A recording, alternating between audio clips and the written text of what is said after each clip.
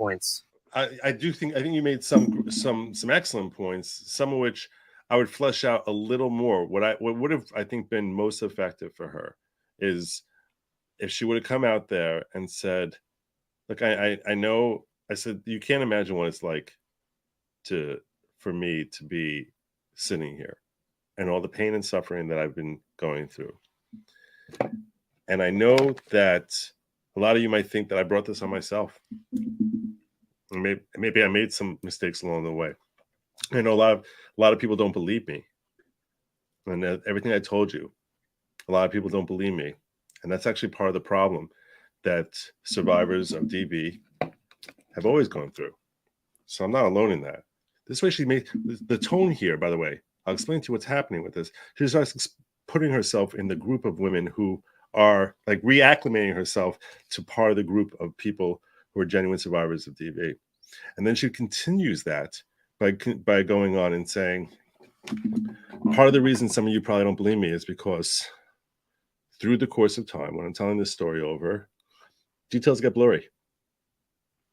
And sometimes I remember things that happened during that traumatic period better than other times. And it's hard to think back through that trauma. It's hard for me to think back to those difficult times. And your memory just sort of doesn't want to think about it. And then other times parts become clearer. And unfortunately, that's what someone who suffers from trauma tends to deal with. Their memory gets affected. So I know people look at me, they're like, how does she not remember the sequence of events? I've really been spending my whole life trying to block them out. And then I come here and I'm supposed to share it with you. And people look at me like they don't believe me because I don't remember the sequence of events. If you went through it, I don't think very many people would want to remember the sequence of events. So I get blocks, I get pieces here and there. But that's why the sequence is that's why the sequence doesn't really add up all the time the way it would neatly if my memory wasn't affected by all the horrible, awful things that Johnny Depp did to me in the privacy of our home. You phrase it like that, and she's basically explaining away all of the problems with her testimony. Yeah, she doesn't have the evidence. Yeah, there's the crazy tone she has, but it goes a long way towards the audience basically saying, you know what? She's a trauma survivor. I can understand it. Look, I don't think she could sell it. I don't think she could say it as well as I just said it. And I never lived it. Okay. And I'm not a professional actor. I don't think she could have nearly said it half as well as I just said it. Weezer Wu just says, I feel more emotion from this than from her on the stand. Yeah, definitely. I feel more emotion by you talking about her than her being on the stand, even in your voice. You know what I mean? I wish they could have just played that instead of her testimony.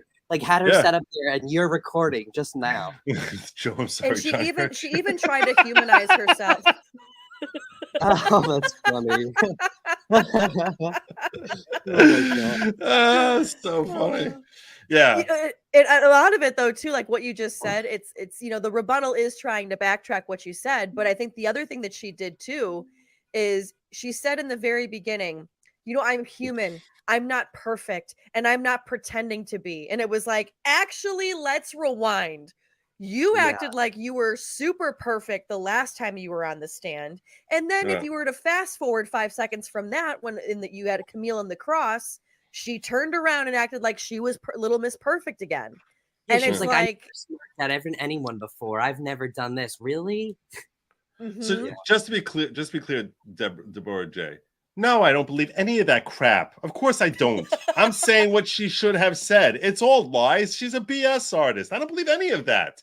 I'm simply saying if she wanted to turn the tide a little bit, she needed to incorporate herself back into the group of DV victims who frequently, unfortunately, their memories do get affected and basically take refuge in their real experiences and their real memory issues and say and basically reacclimate herself. But she's such a stupid, moronic, narcissistic, self-involved individual that even when she's trying to take the role as queen of victimhood, she still cannot make herself part of the group of women who she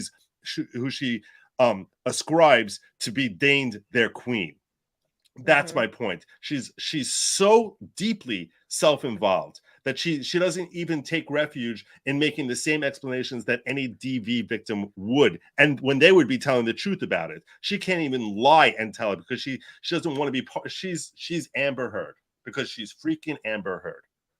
Yeah. And mind you, it's not to like turn the tide, folks, into like, oh, maybe she can win. What you have explained before, Joe, is it's to just sow a little bit of doubt.